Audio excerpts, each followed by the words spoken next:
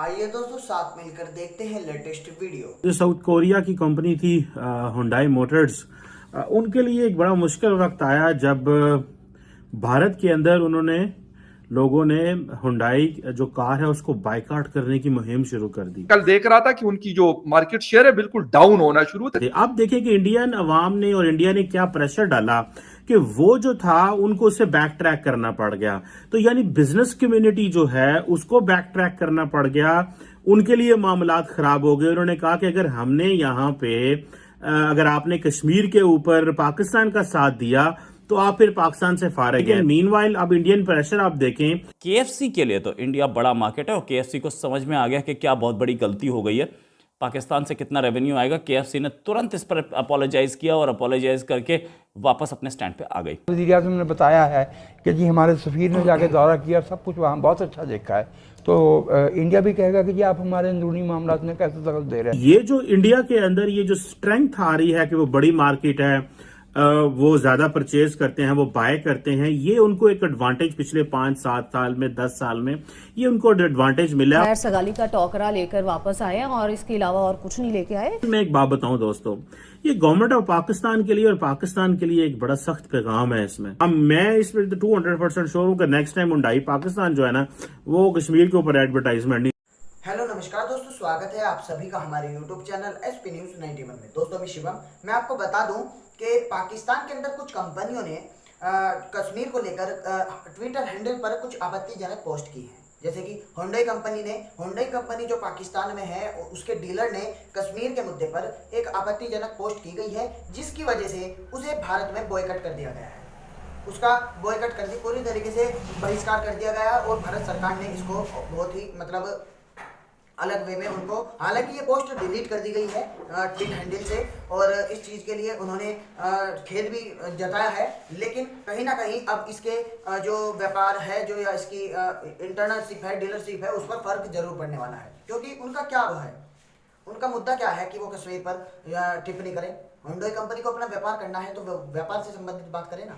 तो इस तरीके की कुछ खबर चल रही है। अब पाक मीडिया इसके बारे में क्या विचार रख रहे हैं, क्या आपस में बातें कर रहे हैं, इस वीडियो में जानेंगे, इसलिए वीडियो को अंत तक जरूर देखिएगा। तो आइए दोस्तों वीडियो को स्टार्ट करते हैं। कि जो साउथ कोरिया की कंपनी थी हुंडई मोटर्स, उनके लिए एक बड़ा मुश्किल वक्त आया जब भारत के अंदर लोगों ने हुंडई जो कार है उसको बायकॉट करने की मुहिम शुरू कर दी। Hyundai Pakistan Kashmir solidarity day ये इन्होंने बात की। अच्छा, जब जैसे ये हुआ तो ट्विटर हैंडल पे मैंने भी इसको देखा अपने ट्विटर हैंडल पे कि लोगों ने जो है वो काफी ज्यादा कमेंट्स करने शुरू कर दिए। मैं कुछ पर्सनली भी दोस्तों को जानता हूं इंडिया में जिन लोगों ने ये जैसे कहते हैं ना कैंपेन शुरू की और बात हुई, तो उधर देखने को मिला कि ये जो कुछ हो रहा था जिसमें सॉलिडारिटी डे के हवाले से हुंडई मोटर्स को पनिश करने की कोशिश की। इंडिया के अंदर वैसे ही आजकल बड़ी वो एक चल रही है कि जनाब हमें लोकल ब्रांड्स के ऊपर फोकस करना है और वो सारा कुछ।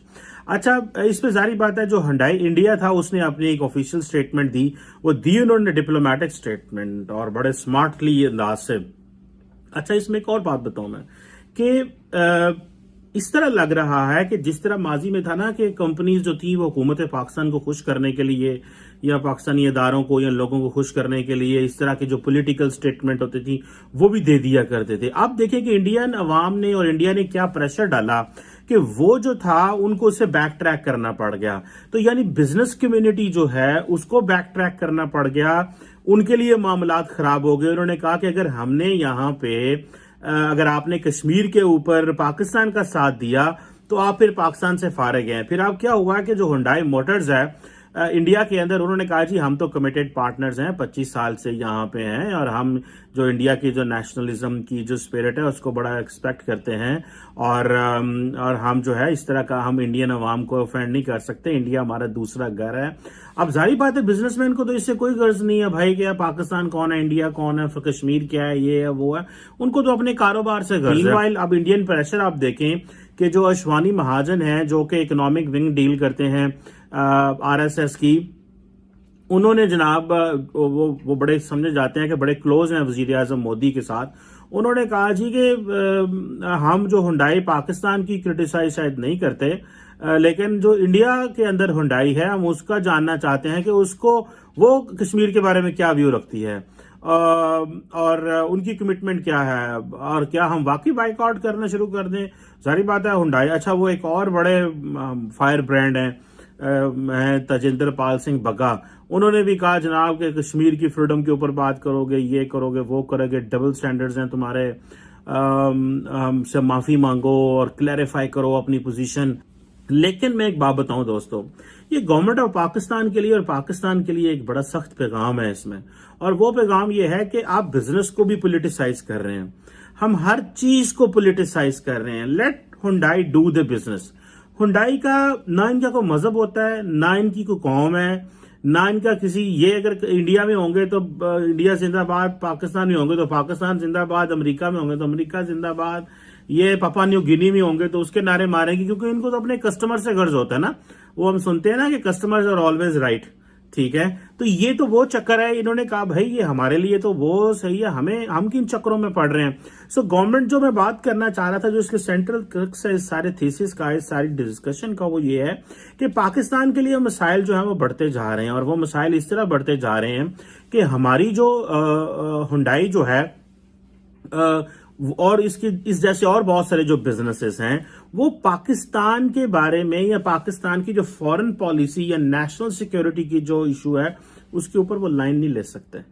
और ये देखें वो क्यों नहीं ले सकते, उन्होंने कहना पैन इंडियन बहुत बड़ी मार्केट है। तो अच्छा, अब साथ ही इधर क्या हुआ कि हुंडई का जो है वो मार्केट में शेयर कम होना शुरू हो गया। कल मैं थोड़ा जब नीचे गया तो हुंडई की सारी बातें चीखें निकल गई, उन्होंने कहा पायना के चक्कर इस पे आ गए, और सुनने में आ रहा है कि जो उसका शेयर था 1.5% जो था वो नीचे गिर गया, जिसकी वजह से और ये जो था ये एक मेरा ख्याल है कि ये जो बाइकआउट रहा है ये इसने एक टेंशन दी। इससे पहले आपको पता है इंडियन जो है वो चाइनीज कंपनीज का भी प्रोडक्ट्स का भी बाइकआउट कर चुके हैं।